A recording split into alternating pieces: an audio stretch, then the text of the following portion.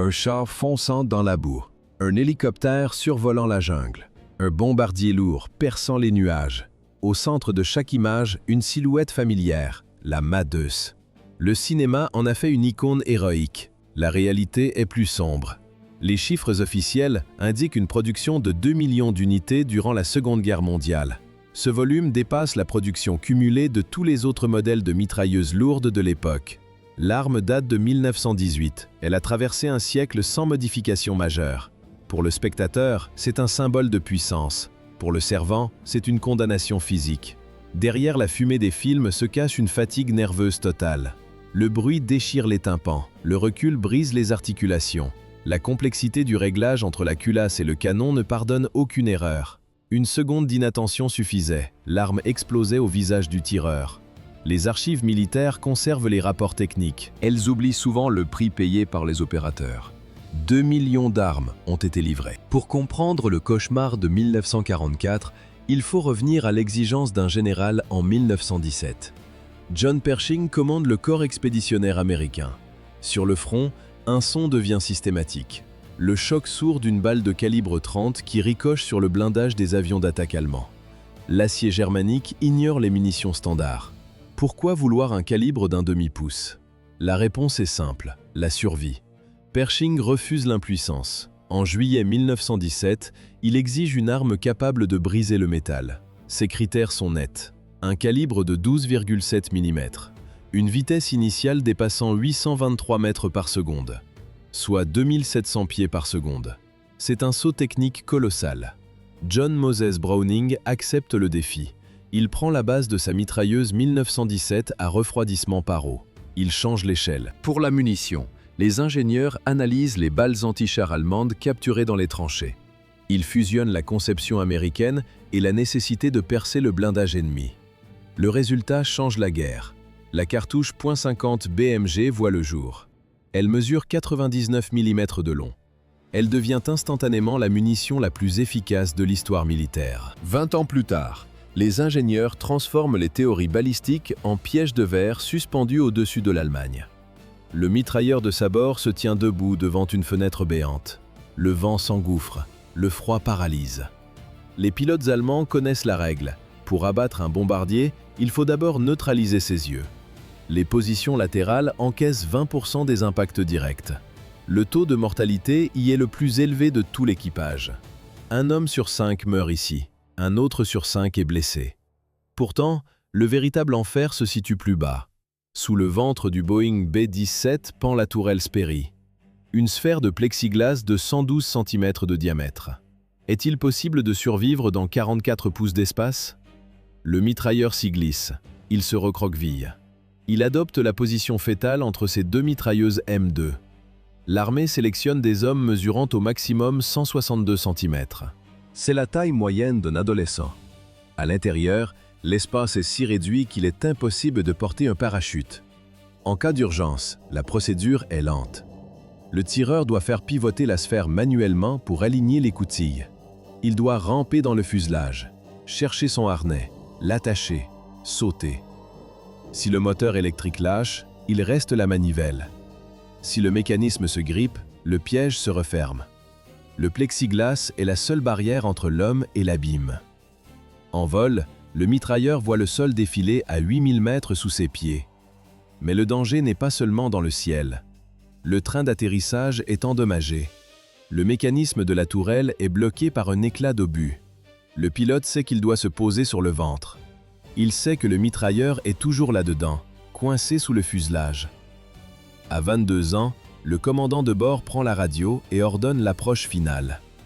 Le pilote entame la descente pour écraser l'avion sur la piste. Browning a conçu la munition parfaite, mais son arme est un échec technique.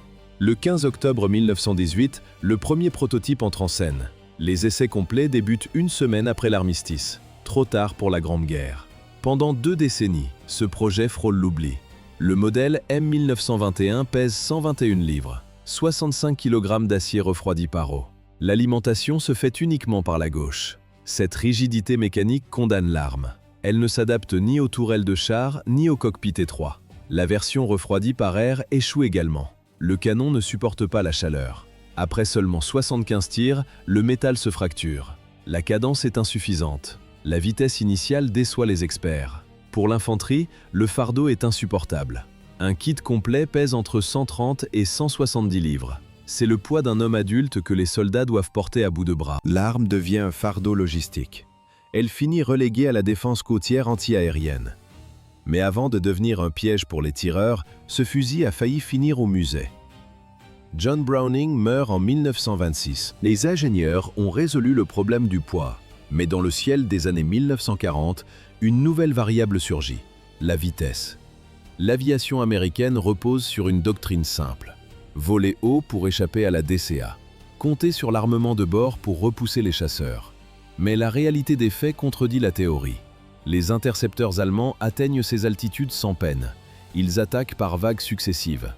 Le B-17 Flying Fortress devient une forteresse hérissée d'acier. 13 mitrailleuses M2 équipent la version G. Elles couvrent 9 positions de tir différentes. Sur un équipage de 10 hommes, la majorité n'a qu'une mission, servir les armes sous le feu ennemi. Comment abattre un objet qui se déplace à 600 km/h? L'AN/M2, la version aéronautique, répond à une physique brutale. Elle ne pèse que 61 livres. Son canon est raccourci à 36 pouces. Mais sa véritable force réside dans sa cadence. Elle crache 750 à 850 balles par minute. Certaines unités atteignent 1200 coups. C'est le double de la version terrestre. À cette cadence, le bruit n'est plus un martèlement, c'est un hurlement continu. 1200 coups par minute, c'est 20 balles expulsées chaque seconde. Le tireur voit un Messerschmitt dans son collimateur. Il a 2 secondes pour réagir, une fenêtre de tir minuscule. Pour espérer un impact, il doit saturer l'espace. Créer un mur de plomb instantané. L'air glacial s'engouffre dans les tourelles. À haute altitude, le flux d'air extérieur refroidit le canon en continu.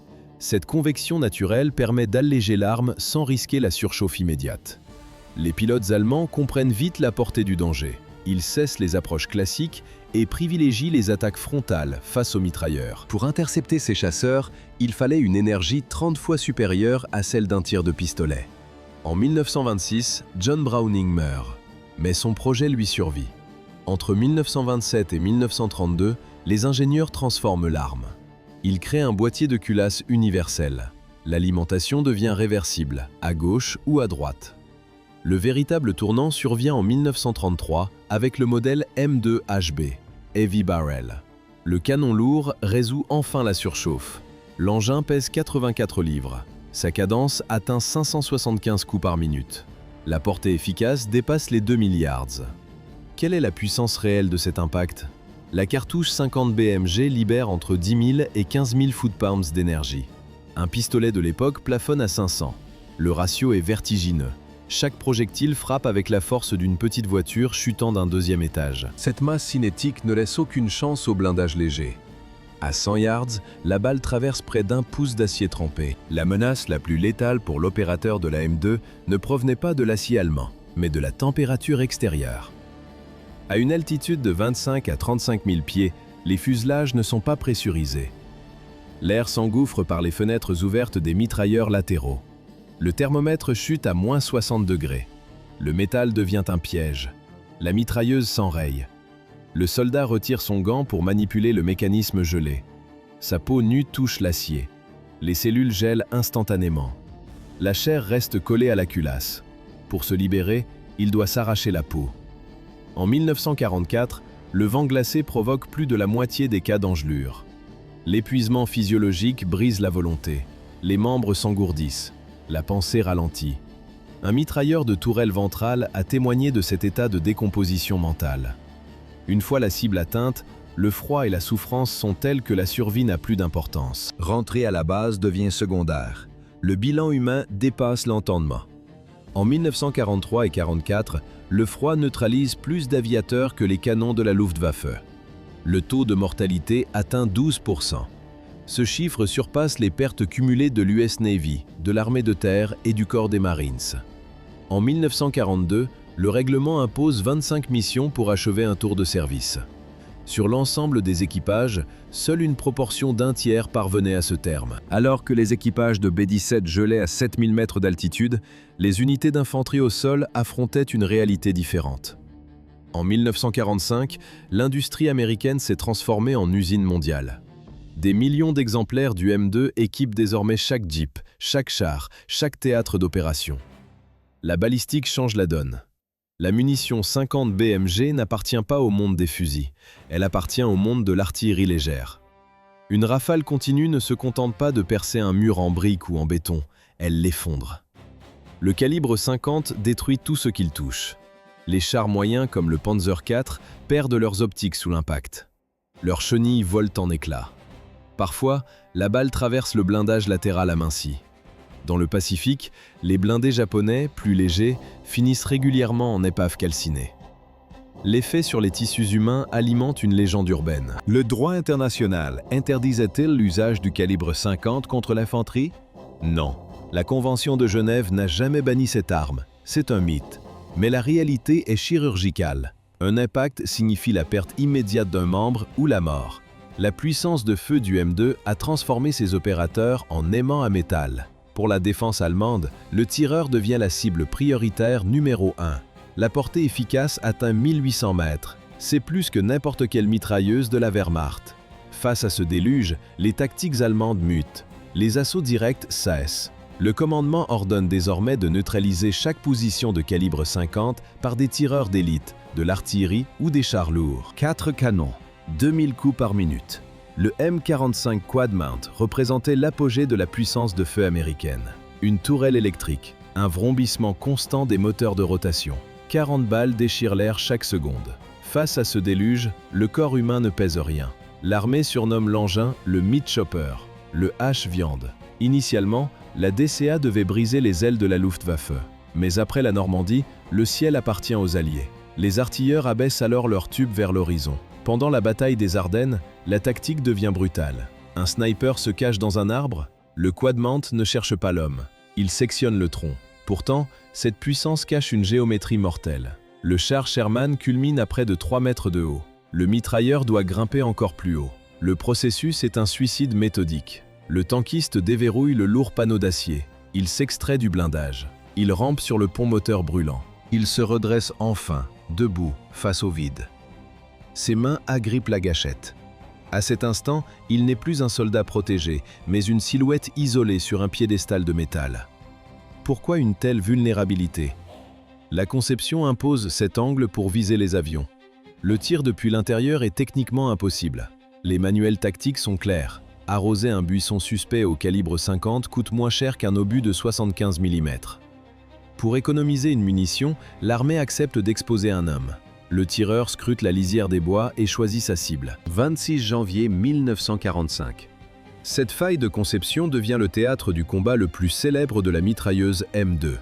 6 chasseurs de chars allemands et 200 fantassins avancent sur la position du sous-lieutenant Audie Murphy. Sa compagnie est submergée. Les ordres tombent. Repli vers la lisière des bois. Murphy reste.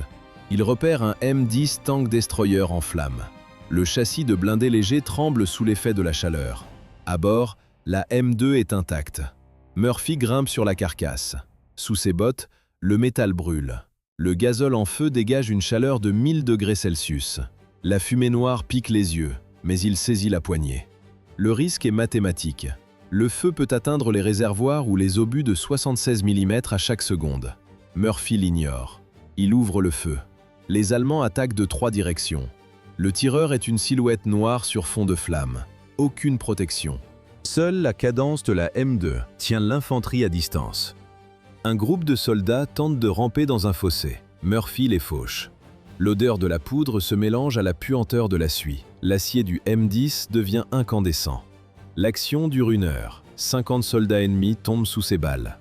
Blessé à la jambe, il ne lâche pas la détente.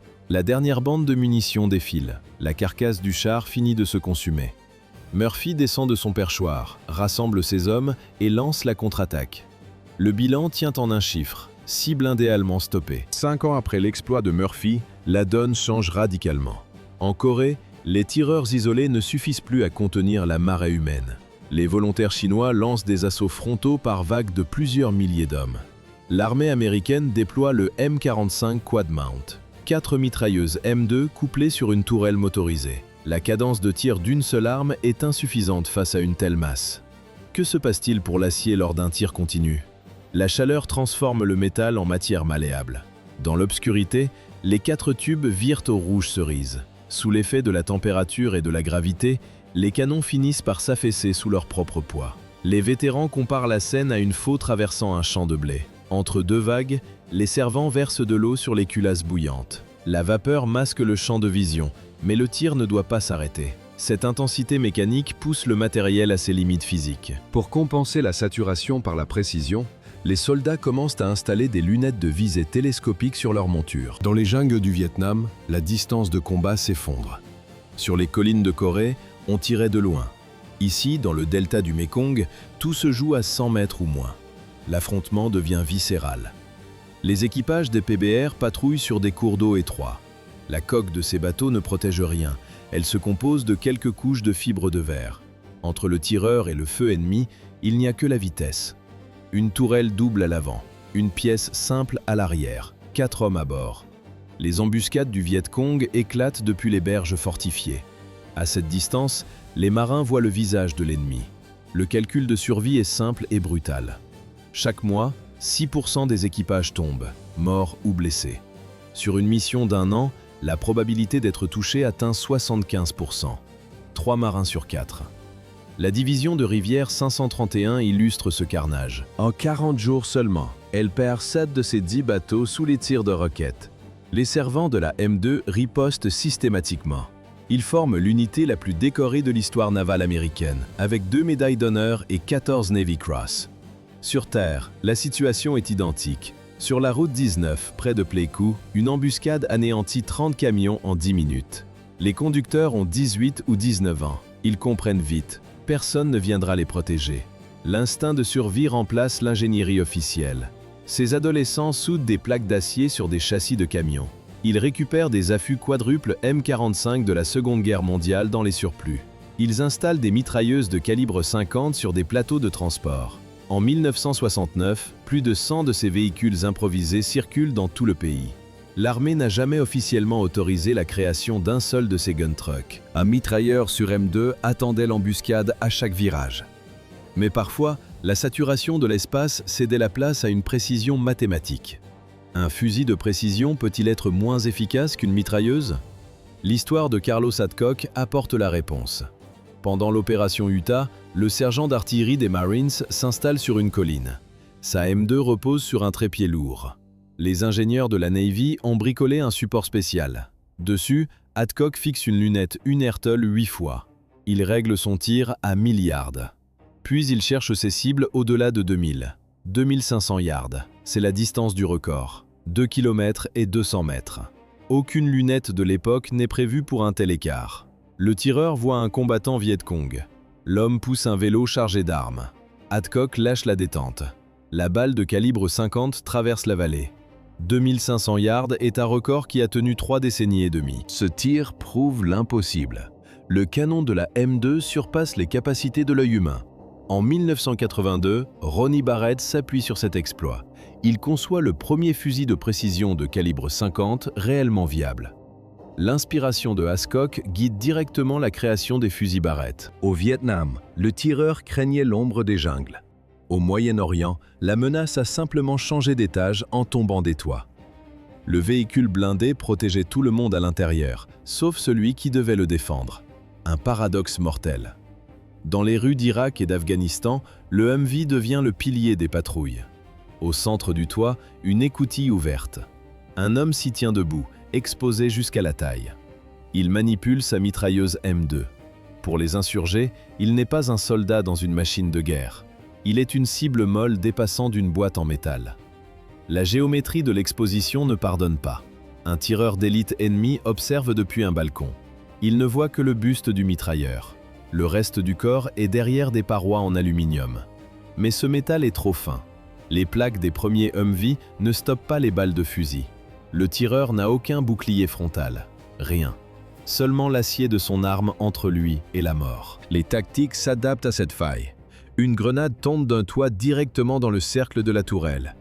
L'explosion se produit à l'intérieur de l'habitacle. Le tireur encaisse le souffle de plein fouet. Les RPG visent spécifiquement l'anneau de rotation. Les engins explosifs improvisés transforment la structure en passoire. Lors des premières années de la guerre en Irak, les tireurs de tourelles représentaient une part majeure des pertes dans les convois. L'armure légère laissait passer des milliers d'éclats de fer. Les failles de blindage ont transformé chaque tourelle en piège mortel. Cette erreur de conception a coûté la vie à des hommes dont les noms sont gravés dans l'histoire militaire. 4 avril 2003, aéroport international de Bagdad. Le sergent-chef Paul Ray Smith voit son unité tomber dans une embuscade massive.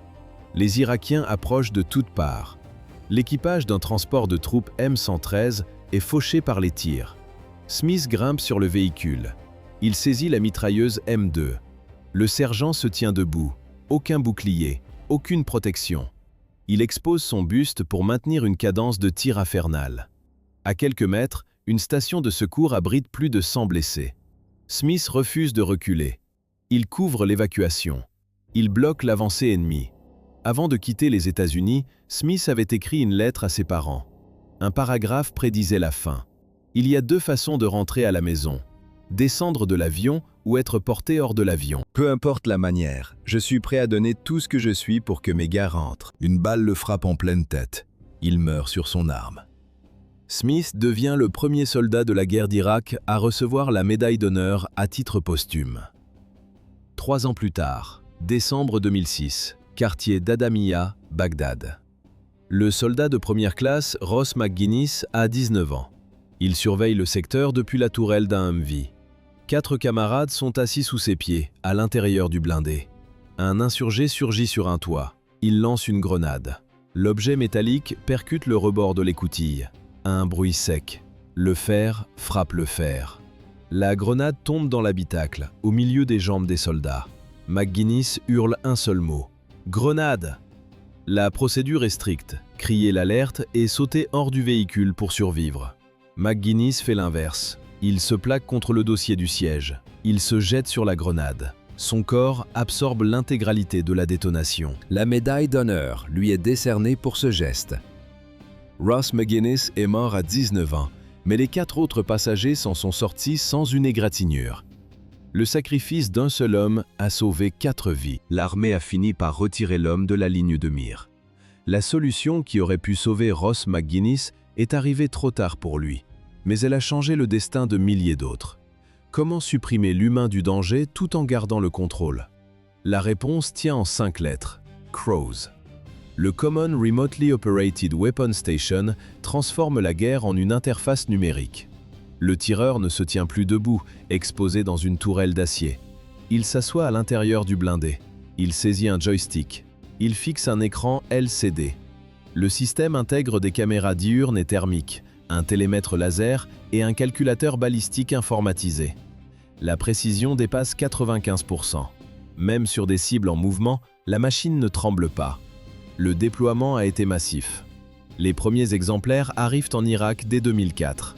En 2013, plus de 8000 systèmes sont en service. L'investissement est colossal. Le coût d'une seule unité CROWS égale celui du véhicule porteur. Mais ce chiffre reste inférieur au prix de la formation et de la perte d'un soldat. La technologie devient un bouclier. Le cœur du système reste le mécanisme de 1918. La version la plus récente, la M2A1, apporte un canon à changement rapide et une sécurité manuelle. Pour le reste, rien n'a changé. John Browning reconnaîtrait son œuvre. Aujourd'hui, environ 100 pays utilisent encore cette arme. Aucun remplacement n'est prévu. La longévité défie la logique. En 2015, l'armée a retiré du service la M2 portant le numéro de série 324.